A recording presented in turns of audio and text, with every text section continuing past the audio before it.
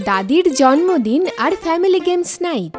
আজ গাট্টু চিংকির দাদির জন্মদিন ছিল, আর গাট্টু চিংকির বাড়িতে দাদির সঙ্গে পিসি পিসেমশাই আর কাকা কাকিও এসেছিল। বহুদিন পর আজকে পুরো পরিবারের একসঙ্গে ডিনার করার প্ল্যান ছিল, আর সেই জন্য মা, কাকি আর পিসি রান্নাঘরে রান্না করছিল, আর অন্যরা সবাই বাইরের ঘরে বসে গল্প করছিল। জামাই বাবু, মনে হয় খাবার তৈরি হয়ে গেছে। দেখুন কত ভালো গন্ধ বের হচ্ছে। হ্যাঁ, আমাদের কিচেনে যাওয়া উচিত আর খাবারের ব্যবস্থা করার জন্য ওদের সাহায্য করা উচিত। হ্যাঁ, ঠিকই বলেছ। তিনজনে যাও, ওদের সাহায্য করো। আর গাট্টু চিংকি, এসো, তোমরা দুজনে আমার পাশে এসে বসো। ঠিক আছে দাদি। সবাই এসে ডাইনিং টেবিলে খেতে বসে এবং এরপর একসঙ্গে বসে খেতে শুরু করে। কিন্তু তখন গাট্টু দেখে যে দাদির চোখে জল এসেছে। কি হলো দিদি, তুমি কাঁদছো নাকি? গাট্টুর কথা শুনে সবাই দাদির দিকে দেখতে লাগলো, আর দাদি চুপি চুপি কেঁদেই চলেছিল। কি হলো মা, তুমি কাঁদছো কেন? না না, কিছু নয়। আজ বহুদিন বাদে তোমাদের সকলকে একসঙ্গে দেখে খুব ভালো লাগলো। এ তো শুধু আনন্দের অশ্রু। এ কথা শুনে সকলে অবাক হয়ে যায়। আরে মা, এতে কান্নার কি আছে? আমরা তো সবাই তোমার সঙ্গেই আছি। হ্যাঁ, সাথে তো থাকো, কিন্তু কাছে নয়। এই জন্যই শুধু। আচ্ছা, রান্না কিন্তু খুব ভালো তৈরি হয়েছে। সবাই আবার খেতে শুরু করে, কিন্তু গাট্টু চিংকির মাথায় একটা বুদ্ধি আসে। খাবার খাওয়ার পর তারা তাড়াতাড়ি দুজনে ঘরে চলে যায়। আরে, এই গাট্টু চিংকি নিজেদের ঘরে কেন চলে গেল? কি যে হলো? কি বলবো দিদি, এদের মাথায় যে কি চলে এরাই জানে। সবাই বাইরের ঘরে বসে গল্প করতে লাগলো। তখন গাট্টু চিংকি একটা নকল মাইক নিয়ে সেখানে এলো আর ঘোষণা করতে লাগলো, শোনো শোনো শোনো, আমার প্রিয় পরিবারের সদস্যরা, আমার কাছে তোমাদের জন্য একটা দারুণ ঘোষণা আছে। এই শুনে সকলে চমকে গেল। সোনারা, কিসের ঘোষণা? ফ্যামিলি গেমস নাইটের অ্যানাউন্সমেন্ট। কি? Family games night? শুনে তো মনে হচ্ছে এটা খুব আনন্দের। হ্যাঁ বাচ্চারা, এটা তো দারুণ আইডিয়া। হ্যাঁ বাবা, আমরা সবাই মিলে এই গেমটা খেলবো। আমি, চিংকি, পিসমশাই, কাকা কাকি, তুমি, মা, এমনকি দিদাও। সবাইকে আজকে গেম খেলতেই হবে। হ্যাঁ দাদিমা, এই প্ল্যান আমরা শুধু তোমার জন্যই বানিয়েছি, যাতে করে তোমার এই জন্মদিন সব সময় মনে থাকে। ঠিক আছে বাচ্চারা, আমি নিশ্চয়ই খেলবো, কিন্তু এই খেলা কিভাবে হবে? এখনই বলছি দাদি। চিংকি মাইকটা ধরে আবার ঘোষণা করে সবাইকে বলে, লেডিজ অ্যান্ড জেন্টলম্যান, আজ আমাদের প্রিয় দাদিমার জন্মদিন, তাই সবার প্রথমে আমরা খেলবো। না না চিংকি, দাঁড়াও, আজ তো আমার জন্মদিন, তাই সবার আগে খেলা আমি খেলবো। এই শুনে সবাই অবাক হয়ে যায়।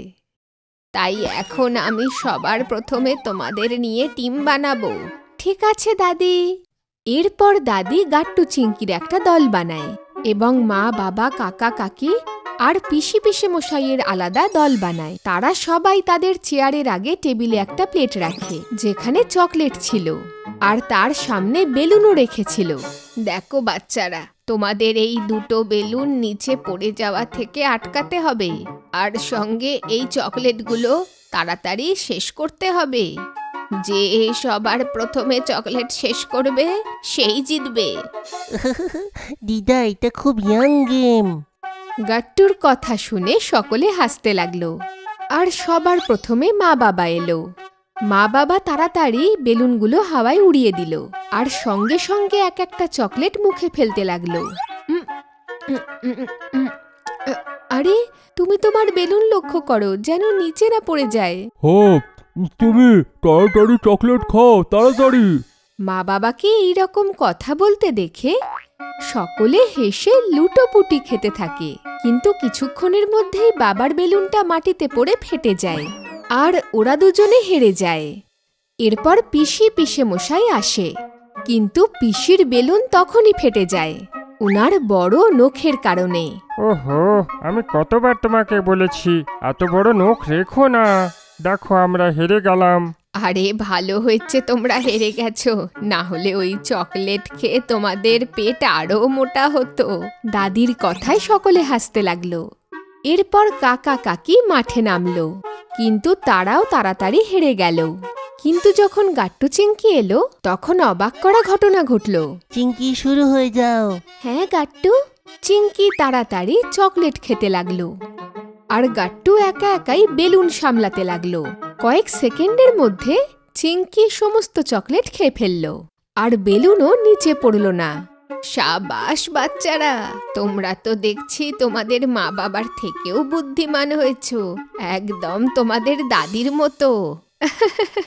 হ্যাঁ ঠিকই, এই বাচ্চারা আমাদের থেকে বেশি বুদ্ধিমান আর বুঝদার। কিন্তু এখন আমরা কোন গেম খেলবো? আমি বলছি আমরা এখন খেলবো একটা ছোট্ট কুইজ, যেটা কি দিদিমার উপরে বেস করা হবে, যাতে আমরা জানতে পারবো দিদিমাকে সব থেকে ভালো করে কে জানে। এটা তো খুব মজার খেলা বাচ্চারা। চলুন আমরা তাহলে কুইজটা শুরু করি। দিদা, তুমি আমার আর চিংকির সঙ্গে এসে সোফায় বসে পড়ো, আর বাকি সব প্লেয়ারদেরকে এই চেয়ারে বসতে হবে। গাট্টু চিংকি সোফার সামনে 6টা চেয়ার সাজিয়ে রেখেছিল, যেখানে মা বাবা, পিসি পিসেমশাই আর কাকা কাকি গিয়ে বসলো। এরপর গাট্টু চিংকি প্রশ্ন করা শুরু করলো। ঠিক আছে, আমরা 3টে প্রশ্ন জিজ্ঞেস করব, আর যে সঠিক উত্তর দেবে সে দিদাকে সব থেকে বেশি ভালোবাসে, কারণ সে দিদার ব্যাপারে সব কিছু জানে। হ্যাঁ হ্যাঁ, আমি তো প্রস্তুত।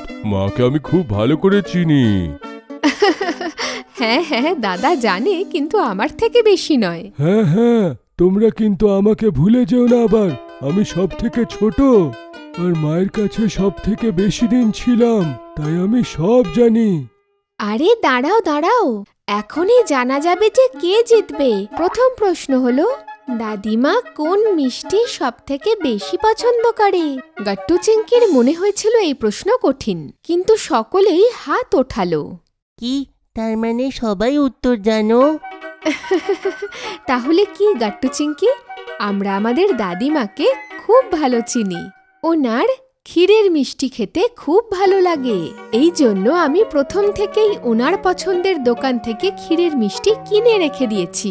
কি সত্যি? তাহলে তো আমাকে ওই মিষ্টি খেতেই হচ্ছে। সবাই খুব হাসতে লাগলো। মা দাদির জন্য মিষ্টি নিয়ে এলো, আর চিংকি পরের প্রশ্ন করলো। আচ্ছা তাহলে পরের প্রশ্ন, বলো তো দেখি দাদি কোথায় ঘুরতে যেতে বেশি পছন্দ করে? কিন্তু এবারেও সকলে হাত তুলল, আর সবার প্রথমে পিসেমশাই হাত তুলে বলল, শাশুড়ি মার অনেকদিন ধরে বৈষ্ণোদেবী যাওয়ার ইচ্ছা ছিল, ওনার ওইখানে যেতে খুব ভালো লাগে, আর সেই জন্যে আমি 1 সপ্তাহ পরের ওনার যাত্রা ট্রিপ বুক করেছি, ওনার বার্থডে সারপ্রাইজ গিফট। কি এ কথা সত্যি? হ্যাঁ হ্যাঁ মা, এ তো আমারই বুদ্ধি ছিল। এরপর গাট্টু চিংকি 3 নম্বর প্রশ্ন করল, আর সবাই এটারও সঠিক জবাব দিয়ে দিল। এই দেখে দাদি খুব খুশি হলেন যে ওনার সন্তানেরা ওনাকে কত ভালোবাসে। আচ্ছা, আমার প্রিয় পরিবারের সদস্যরা, এখন আমরা খেলবো পাসিং দ্য পার্সেল। যার কাছে এসে পার্সেল থামবে তাকে আমাদের বলা কাজ করতে হবে। এ তো আরো বেশি মজাদার। গাট্টু চিংকি এবার সকলকে মাটিতে বসালো, আর একটা কুশনকে হাতে হাতে সবাই একে অপরকে দিতে লাগলো, আর গানও শুরু হয়ে গেল। আর হঠাৎই চিংকি গান বন্ধ করলো। পার্সেল বাবার কাছে এসে থেমে গেল। তাহলে আমাকে কি করতে হবে গাট্টু চিংকি? বাবা, তোমাকে না ক্লাসিক্যাল ডান্স করে দেখাতে হবে, আর সেটা হিপ হপ গানেতে। এই শুনে বাবা চমকে গেল, আর বাকি সবাই হাসতে লাগলো। গাট্টু তাড়াতাড়ি হিপ হপ গান চালিয়ে দিল। কি? আরে এতে আমি কি করব? আরে আরে এই গানে ক্লাসিক্যাল ডান্স করব কি করে? আরে এই নাও, এই নাও। বাবা খুব অদ্ভুতভাবে ক্লাসিক্যাল ডান্স করা শুরু করলো, যা দেখে সবাই হাসতে হাসতে লুটোপুটি খেলো। এরপর আবার খেলা শুরু হলো। আর যখনই চিঙ্কি গান বন্ধ করলো, পার্সেল কাকার কাছে এসে পৌঁছালো। হ্যাঁ বাবা গাট্টু চিঙ্কি, বলো আমাদের কি করতে হবে? কাকু তোমাকে তো গাট্টু ঘাবড়ে গিয়েছিল যে চাচাকে কি করতে বলবে, কিন্তু তখন দাদি বললেন, আমি বলছি, তুমি আমাদের পাশের কুলফির দোকানে নিয়ে চলো আর সকলকে কুলফি খাওয়াও। আরে বা দিদা, কি দারুণ বললে। যা আপনি বলেন বার্থডে গার্ল। কাকার কথা শোনার পর সকলে হাসতে লাগলো আর সবাই একসঙ্গে কুলফি খেতে গেল। আর এভাবেই গাট্টু চিঙ্কি তাদের ফ্যামিলি গেমস নাইটে আনন্দ করলো। আপনাদের যদি আমাদের ভিডিও ভালো লেগে থাকে তো আমাদের ভিডিওকে লাইক করুন, কমেন্ট করুন আর সাবস্ক্রাইব করুন।